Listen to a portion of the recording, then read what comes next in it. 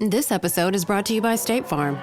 From your morning podcast to your afternoon playlist, State Farm knows you personalize your entire day, and that's why State Farm helps you personalize your insurance with the State Farm Personal Price Plan. It offers coverage options that help protect what you care about most at an affordable price just for you. Like a good neighbor, State Farm is there. Prices vary by state. Options selected by customer. Availability and eligibility may vary. This episode is brought to you by LifeLock. It's tax season, and we're all a bit tired of numbers. But here's one you need to hear. $16.5 billion. That's how much the IRS flagged for possible identity fraud last year. Now here's a good number. 100 million. That's how many data points LifeLock monitors every second. If your identity is stolen, they'll fix it, guaranteed. Save up to 40% your first year at LifeLock.com/podcast. Terms apply. This podcast contains adult themes and language, and some of the things that we discuss may be disturbing to some listeners. In this podcast, we discuss sexual assault, torture, race, and murder. Listener discretion is advised. Please take care of yourself.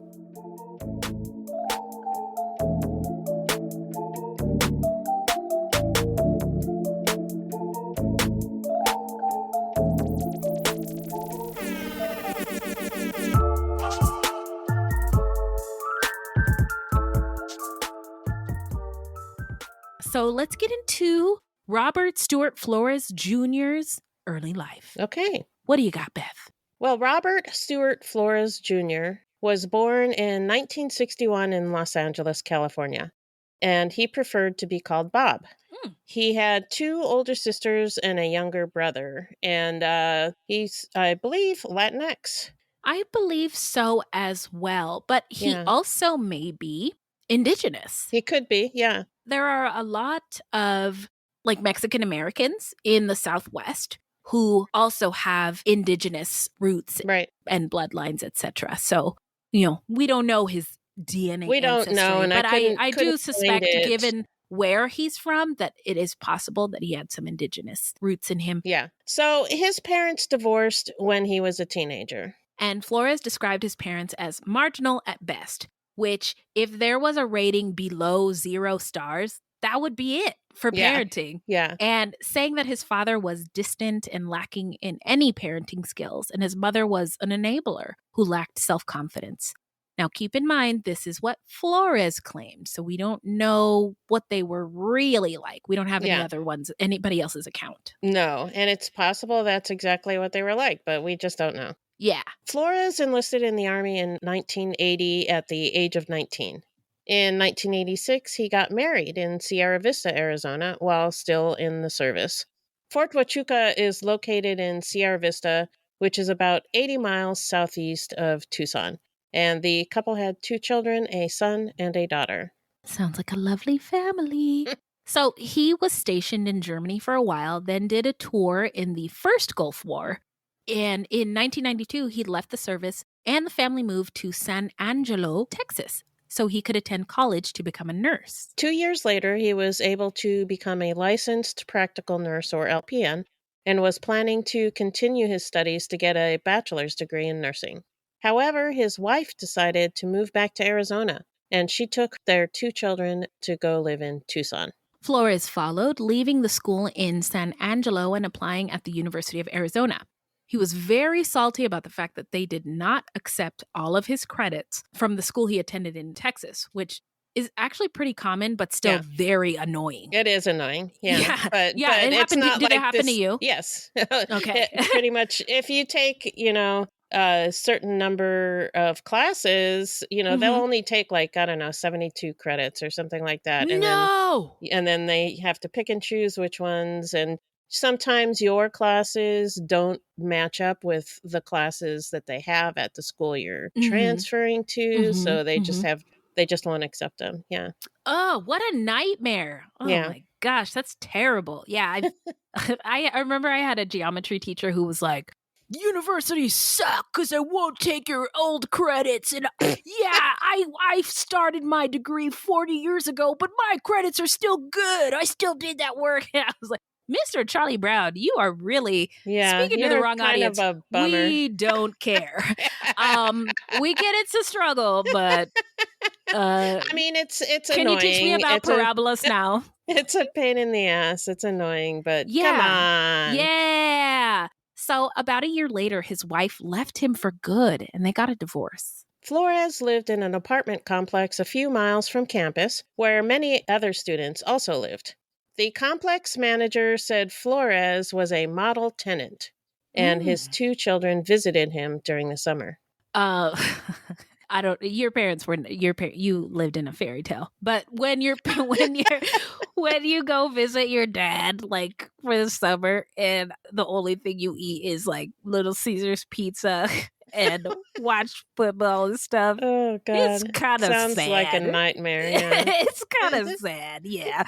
Anyway, and then you're in this apartment complex with a whole bunch of other dads who have their kids visiting them, like divorced dads, and it's just like it's a weird universe to exist in as a child. I can only imagine. Yeah. Oh, good times. Anyway, so let's get into the timeline, shall we? All right, let's do it. So Flores worked at the Veterans Affairs Hospital in Tucson as a licensed practical nurse and was studying to become a registered nurse at the University of Arizona, U of A.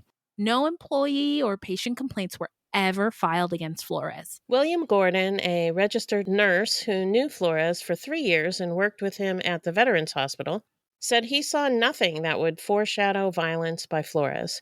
He said, quote, "He was very nice, very intelligent, very well spoken. I never heard anything violent, period, from this guy," unquote. Gordon did comment that it seemed like Flores was deliberately dragging his feet to delay graduation. He had been an LPN for years, but an RN carries different responsibilities. He had started at the U of A in 1995, and by 2002, 7 years later, he was still a student at the age of 41. Yeah, I got really confused when I was researching this story because they were talking about him being in the second semester, but it was like years later. Yeah. And, college is expensive. And so if you're an adult and putting yourself through school, then yeah, you might, if you run out of money, then you have to stop until you get more money. 2 classes at a time, yeah, I'm sure. Yeah. So while some of his neighbors described Flores as pleasant, some of his fellow students felt that he was strange and recalled that he bragged about having a concealed weapons permit. A fellow nursing student said that he came across as aggressive and mean and seemed to have a lot of anger issues.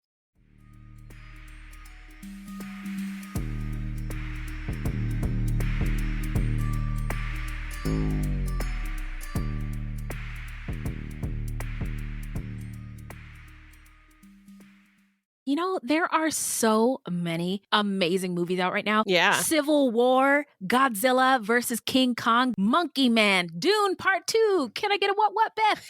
Deadpool versus Wolverine is also coming out this summer. Oh, that looks amazing. I know. And Kingdom of Planet of the Apes. I just can't wait. And don't forget Furiosa. Oh, yes.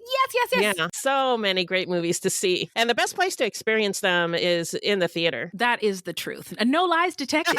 You can't handle the truth.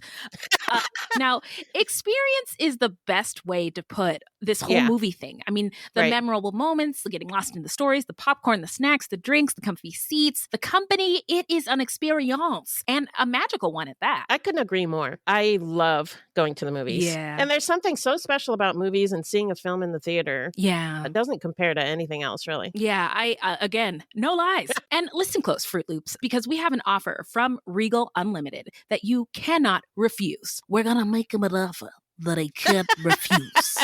Regal Cinemas.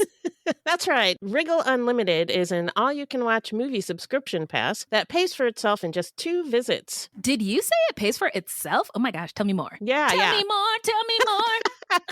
You can see any standard 2D movie anytime without any blockout dates or restrictions. And if you want to see a movie in a premium format like 4DX, IMAX, RPX, or ScreenX, your Regal Unlimited membership gets you into those premium experiences at a reduced cost. With Regal Unlimited, you won't just save money on tickets. You'll also save on snacks. Woo. Members get 10% off all non-alcoholic concessions items. So if you're planning to see 2 movies this month, you need to join Regal Unlimited. Sign up now in the Regal app or on on regmovies.com/unlimited. Use promo code FloopsReg, that's FLOOPSREG, to let them know that Beth and Wendy sent you. Again, go to the Regal app or on regmovies.com/unlimited and use promo code FloopsReg. Thanks, Regal Cinemas, for sponsoring the show. Yay! Another student said that Flores was considered a loner by classmates, and he was often rebuked for being disrespectful. Quote, Bob was weird. No one liked him. He was always mouthy. He said weird things in class all the time, unquote. I've had other students in classes like that. Yeah, we all know somebody like that, but they don't usually turn out to be this tragic in the end. Yeah. Flores indicated that he believed his relationship with the College of Nursing faculty was contentious from the very beginning. He felt slighted when the College of Nursing would not give him transfer credit for nursing classes he had completed in his practical nursing program. So the beef is simmering in the skillet. Yes. So Flores also suggested that faculty viewed registered nurses who held associate degrees as not being quote-unquote professional, and that they viewed LPNs as not being quote-unquote real nurses. He also felt that he was discriminated against for being an older male and that younger white women received preferential treatment.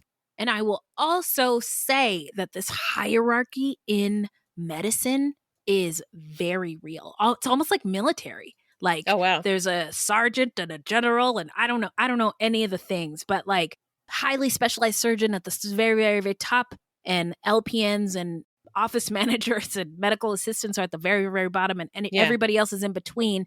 But there's this hierarchy that sort of allows for there to be, I think, abuse. Some discrimination. Abuse of power. Yeah. The U of A had documented interactions with Flores dating back to November of 1995. One staff member wrote that she had a conversation with Flores where he appeared to be under extreme stress from his marriage, family, full-time job, and full course load, and he spoke of killing himself. A clinical professor at the College of Nursing later said it was common knowledge among the faculty that Flores was depressed, but he refused counseling because he said it would be reported to the state nursing board, and that's true. And that was a big problem during the pandemic when there were clinicians, nurses, doctors who were really struggling with what we were all dealing with, but in a different way, in a profound way. If you go to counseling, you have to report it to your board. Wow. Nursing board, doctor board, medical board, osteopath board. There's so many fucking boards. Is there a podcast board? I don't think so. So he also refused to withdraw from school, where he was struggling academically, was chronically absent, and did not complete assignments, saying that leaving the nursing college would be, quote, another form of death, unquote. The faculty member wrote that he appeared to be, quote, clearly on the edge, unquote. Yeah, like his entire identity was tied to this school and this program, and if he didn't have it anymore, then it might have felt like a death to him. Yeah. A fellow student said Flores seemed to enjoy calling attention to himself by asking inappropriate questions and challenging instructors. In the fall of 2000, a student emailed their geography professor to complain about Flores' demeanor and behavior in class. In April of 2001, two professors from the College of Nursing filed a report to the University of Arizona Police Department concerning Flores. The report stated that Flores had thought about, quote, unquote, ending it all, and that he might try to, quote, put something under the college, unquote. And I'm not sure what putting something under the college means. But there were reports that he made bomb threats, and that might be what this means and where that came from. By the way, did you watch interviews or news videos of the aftermath? No. It's just, U of A is a big-ass campus. Yeah. And, what does that mean? I can't even begin to imagine how a university would manage a threat like that, because the college is so big. Yeah. But they got the stuff, they got the resources, they can figure it out. It's just, in my mind, how? Right. Anyway, UAPD attempted to call Flores about the report at the time, but could not reach him. Police did not follow up because they said the professors told them that they just wanted the case on record and that they would just continue monitoring Flores. During Flores' second semester, he failed a pediatric nursing class taught by Assistant Professor Robin Rogers. Professor Rogers was married and had 2 children, a son and a daughter. She had served in the Air Force, where she attained the rank of lieutenant colonel and became a pediatric nurse practitioner. After retiring from the Air Force, she took the position at the U of A, where she had been a faculty member for 6 years. Flores had to retake the pediatric nursing class. Professor Rogers told friends and family that she had fears about Flores when he failed her class. In March of 2002, a student encounter form filled out by clinical associate professor Cheryl McGaffick stated that Flores was disrespectful to several students in class, would not listen, walked out of group activities, interrupted others when they were talking, and was very confrontational. Professor McGaffick was an ethics teacher who studied the relationship between health and spirituality in seriously ill patients. She taught a class on ethics and death and dying, and was also a volunteer chaplain at University Medical Center, where she helped comfort seriously ill patients and their families. She was born in and lived most of her life in Arizona, with brief sojourns in upstate New York and Boston, Massachusetts. She earned both a BSN and a PhD, wow, fancy smart lady, in nursing at the University of Arizona. Her doctoral thesis was based on the spiritual aspects of death and dying. What a glorious topic to explore and be an expert in. That's amazing. And this was to become her primary career focus. According to her obituary, quote, she embraced the most hopeless and desperate patients, as evidenced by her work in oncology in the ICU with AIDS patients and as a volunteer chaplain, unquote. Really doing the Lord's work over there. Yeah. And Professor McGaffick told her husband that Flores was arrogant and intimidating and often made rude interruptions during class. In emails that Professor McGaffick sent to the Assistant Dean of Student Affairs for the College of Nursing, she pushed college administrators to allow Flores to withdraw from her ethics and ethical decision-making in healthcare class. The administration had previously refused Flores' request to be withdrawn from McGaffick's class because it was after the drop deadline. They can make exceptions. Yeah. They could have made an exception. Yeah. McGaffick stated she was, quote, not a big fan of this student, unquote, and, quote, the other issue, which is more serious and is a heads up for you, is that this student has significant behavioral problems, unquote. McGaffick told Flores that his behavior was unacceptable, to which he replied, quote, I'm doing better than I used to. In the past, I would have bashed someone's head against a curb, unquote. Uh-oh. Yikes. American History X style? Yeah. Yikes. So the documents and correspondence on Flores revealed that the professors did everything that they could to help Flores.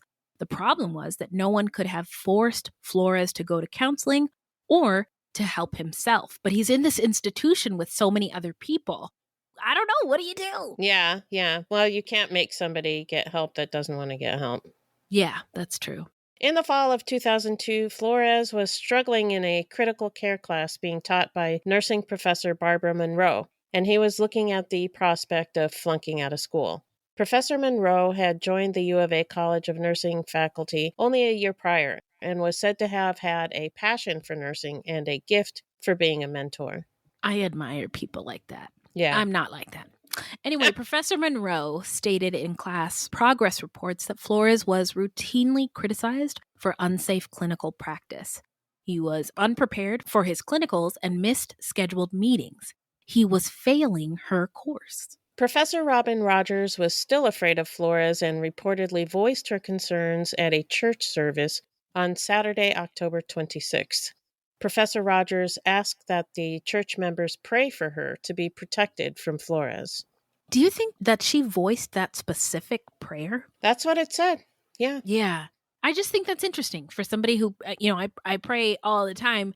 I've never had somebody say, Father God, please protect me from John so-and-so. Smith. Yeah. Yes. Well, never been in that situation, I guess. Yeah, that's true.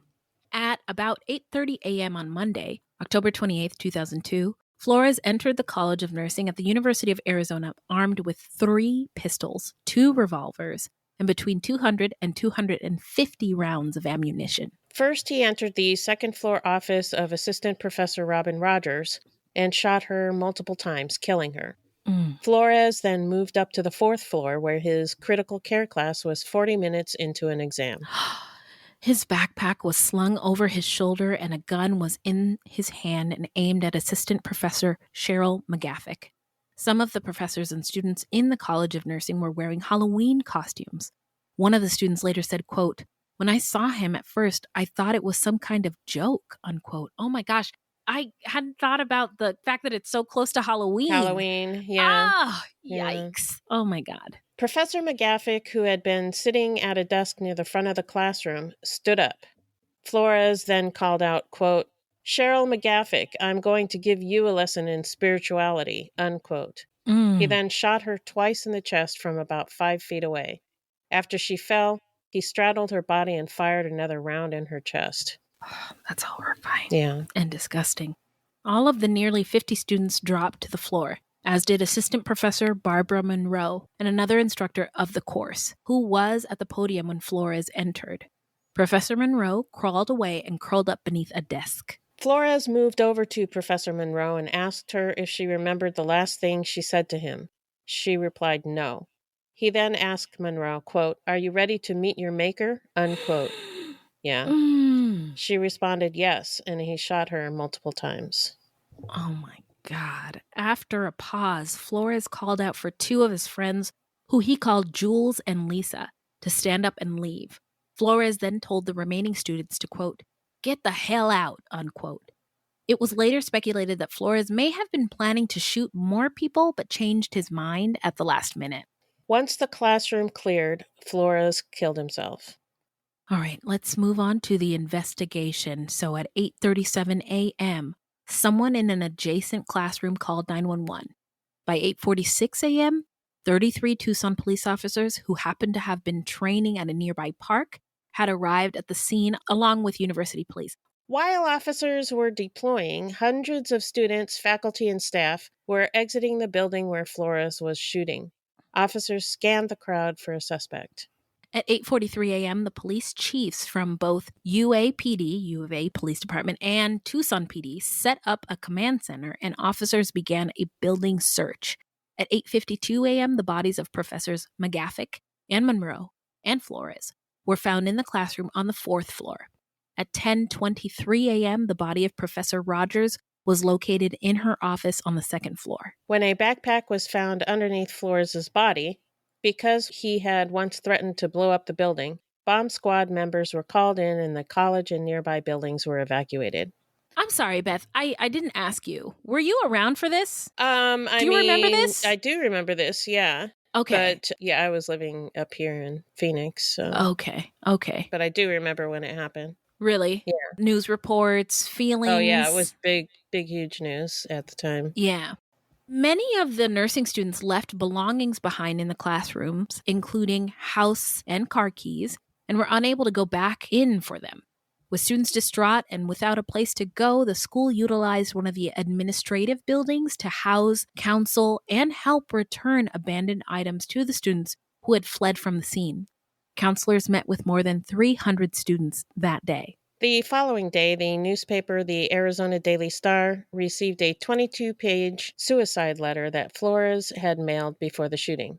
The beginning of the letter read, "Greetings from the dead." Yeah. Whew. Boy, oh boy. In it, Flores described himself as depressed. He indicated that he was falling behind in his bills, his child support, and his student loan responsibilities. Man, they call right away. As soon as they can start billing you, they will.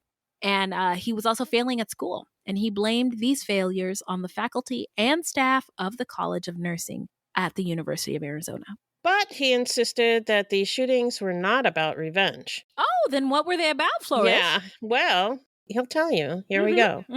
Flores wrote, quote, "I guess what it is about is that it is a reckoning, a settling of accounts. The university is filled with too many people who are filled with hubris.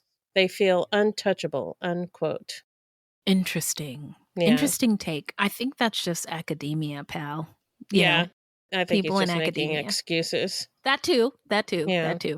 Now, the letter ended with, quote, As the curtain closes, I will exit the stage for a well-deserved rest, unquote. Gross. Yeah. Who are you, Jesus? Get out of here.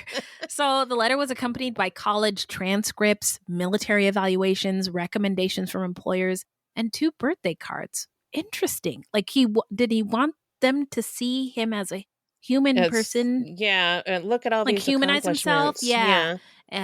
Interesting. Yeah. And look what they did to me. Look what they made me do. Yes, which I'll never understand. No.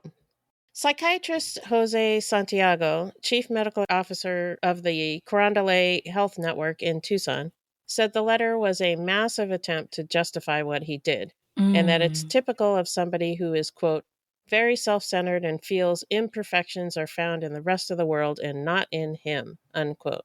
Okay, raise your hand if you know somebody like this.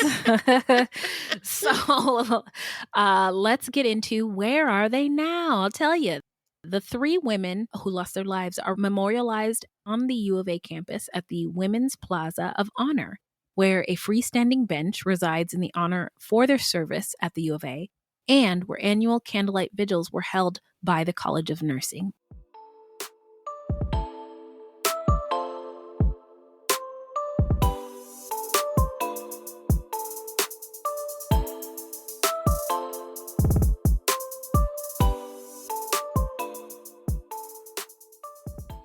Hello, this is Gary Chahot welcoming you to check out the French History Podcast. Our main show covers the history of France from the first humans until present.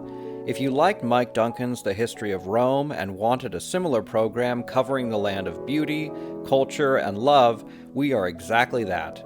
We also host world-renowned scholars who have delivered guest episodes on their specialties, including 18th century pirates, revolutionary booksellers in 20th century Paris, the special friendship between the Marquis de Lafayette and Thomas Jefferson, and numerous others. Learn what you love and listen to the French History Podcast today.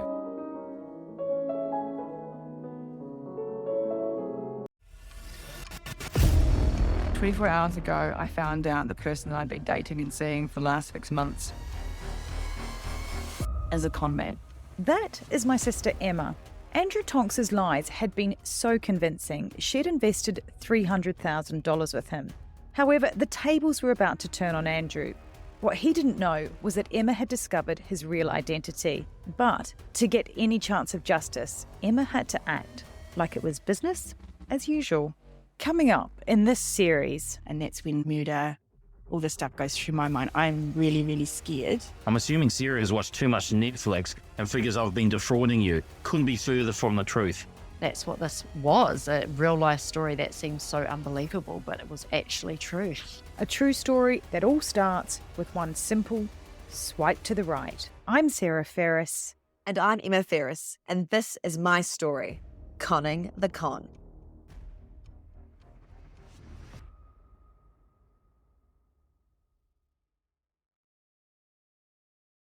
Three families lost their loved ones. It was also a loss for the entire U of A community. Students lost teachers and also a sense of security in the classroom. The students who witnessed the tragedy required counseling. Yeah, I don't know if I would have appreciated the community sentiment if I had not seen the videos as part of my research for this case. Right. But the whole student body was really shaken up. Have you ever been in school when somebody dies?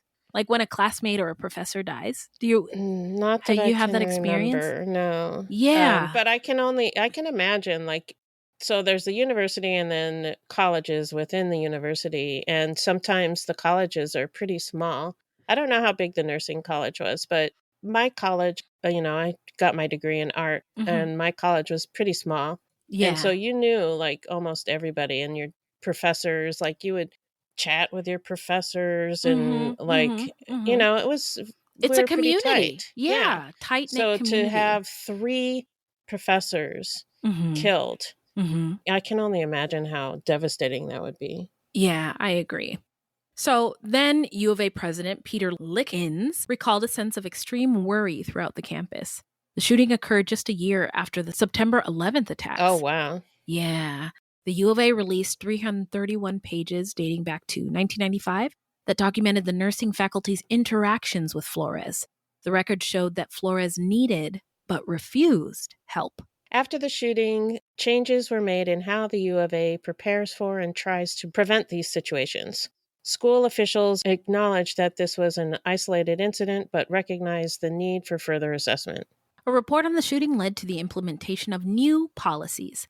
The disruptive and threatening student behavior guidelines were put in place, as well as the Campus Emergency Response Team, or CERT, to enhance the emergency preparation process. The incident led to increased vigilance on the part of the university, and faculty and staff were encouraged to report any concerning behavior or statements from students. Now the U of A has implemented locks on classroom doors and regular safety briefings, update the campus community on security measures and protocols. And we totally get that universities and institutions, this is a challenge of maintaining an open and welcoming environment while also ensuring the safety of everybody who's there. Right. And it is, an everlasting, challenging balancing act, as we can see to this day. Right. Shout out to all the college students out there. Yeah. But in October of 2022, U of A professor Thomas Meixner was murdered by Murad Dervish, an expelled graduate student. Dervish had harassed 4 hydrology and atmospheric sciences department faculty members, a female undergraduate student, and a dean of students administrator. The situation could have been a lot worse because Dervish allegedly targeted 4 other faculty members that day, and police found 2 handguns and more ammunition in his vehicle. So that's it for the story. Now you can tell us what you think, but we are going to give you our hot, spicy takes. Hit it, Beth! So this guy blamed everyone else for his failures but himself. Mm-hmm. And he sounds like he was insufferable. Yeah, I agree. Did you read his letter? I didn't. Did you? Yeah, I read the whole thing. It was really arrogant. Pretty sure he had a touch of narcissism. A touch, you say? A touch, or yeah, a at whole least. Potful. At least a touch of narcissism. God's like making people. He's like, I'm gonna give you a touch of narcissism. You get a touch of narcissism. You a touch of spice and a touch of kindness, and then he gets a whole tub and vat, a whole keg of arrogance. Yeah. So I thought it was interesting how different people described him in different ways. Like people he worked with said he was like gentle and nice and kind. Yeah. People at the school said he was arrogant and confrontational and mean. So I tried to find something from his family, like maybe comments by his wife or his siblings. Yeah. Anything that could shed more light on his personality or his issues. Yeah. But I couldn't find anything. So that was a bummer. So it's a mystery. Yeah, it's a mystery. Yeah.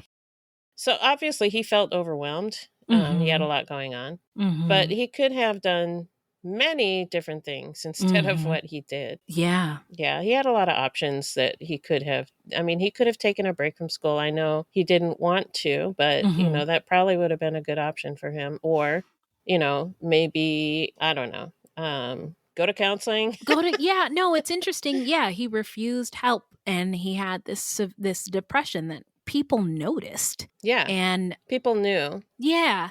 And, depression is something that depression is my best friend. I'm so familiar with it. I know it so well. Me too. But when I get in my states, I never consider hurting anybody else. No. It's only me. Myself. I'm the problem. Yeah. So it's weird that And that might speak to his arrogance and narcissism, that he also had to punish other people. Or harm other people. Right.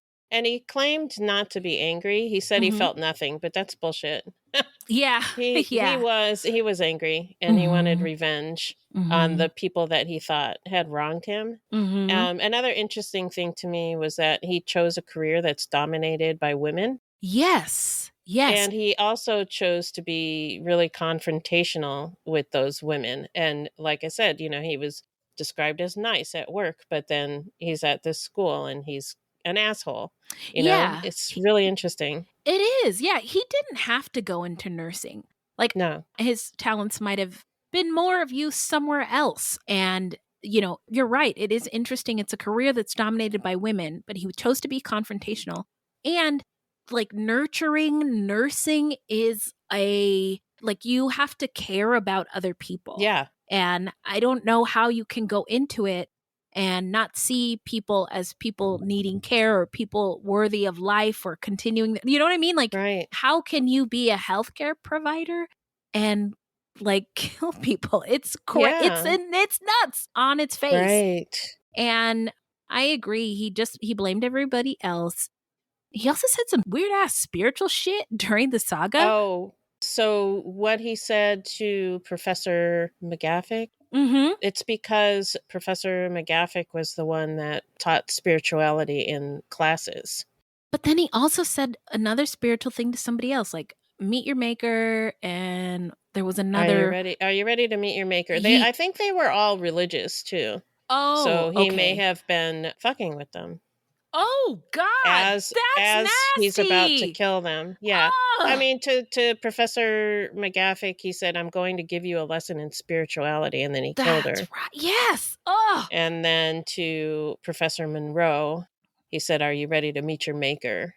Yeah. And I think they were all religious. So. Oh, so he did it to. Beth. Yeah. You're so good at being the OG of true crime, but that really makes me even more sad. I know. It's really gross. Oh, it is nasty and just so all kinds of fucked up. Yeah. It's also kind of interesting that in a post-Columbine world, a post-9/11 world, that threats of violence are not taken more seriously. And by seriously, I don't mean like calling the police, kicking the student out of school and setting him to jail, but like real intervention. They said they were going to monitor him, but looking into it a little bit further, offering support to the student and offering support for their circumstances and removing them for a time while those supports are in place and can be implemented. And the person hopefully will improve, right? Yeah, figuring out different ways that you can help people that doesn't involve just kicking them out and then letting them flap in the wind, Right, yeah, but that takes a lot of work on the part of these institutions who, if you ask me, I'm pretty sure they got it. A lot of work and a lot of resources. And so it's never going to happen because we live in the United States of America. And now teachers can carry guns. So I guess problem solved. I don't know. I hate it here. It's stupid. Yeah. So carry stupid. guns and bulletproof walls in the classrooms. Yeah. What? Give everybody guns. Yeah. Great idea. You get a gun and you get a gun and you get a gun. But Great. I also don't want to, there were some really, really amazing women who lost their lives that day and made a really big impact on the community of Tucson. And so I don't want to forget about the loss of their lives and the hurt that their loss has caused.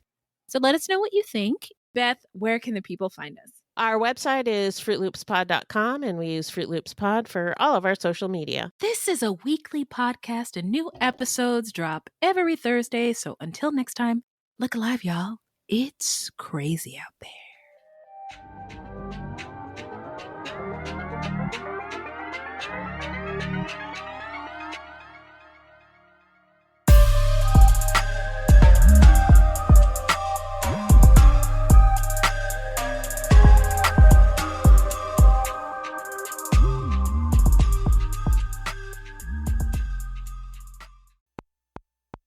This December, Christmas gets creepy with the Empty Coffin Podcast. This is host Greg Hansberry, and we are unwrapping the dark side of the holidays. This month, we revisit the haunting tragedy of a rock legend's final performance. The band was on. They had just started their opening song. The killer walks across the stage, gun drawn. We revive the forgotten tradition of telling ghost stories for Christmas. There's this miserable, sour old man who spends all the time on his own in the graveyard, and the goblins take him. And we sink our teeth into Nosferatu lore. This story cropped up that the actor who played Nosferatu was so convincing that he was an actual vampire. The Empty Coffin Podcast is part of the Evergreen Network. Subscribe on your favorite app and have yourself a scary little Christmas.